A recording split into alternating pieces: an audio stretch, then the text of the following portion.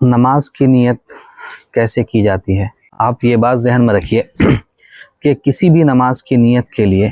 سب سے زیادہ جو ضروری ہوتا ہے وہ ہے دل کا ارادہ، کیونکہ نیت کا نام ہی ہے دل کا ارادہ۔ آپ چاہے فجر پڑھ رہے ہوں، ظہر پڑھ رہے ہوں، عصر پڑھ رہے ہوں، مغرب پڑھ رہے ہوں، یا عشاء پڑھ رہے ہوں، یا وتر پڑھ رہے ہوں، یا سنت اور نوافل پڑھ رہے ہوں، مثال کے طور پر آپ فجر کی نماز پڑھ رہے ہیں تو آپ کو یہ ارادہ کرنا پڑے گا کہ اے اللہ، میں نے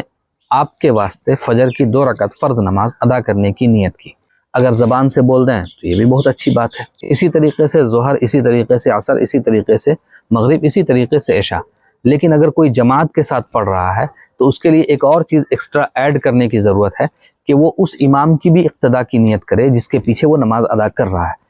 کہ اے اللہ، میں نے مثال کے طور پر عشاء کی نماز، کہ اے اللہ، میں نے عشاء کی 4 رکعت فرض نماز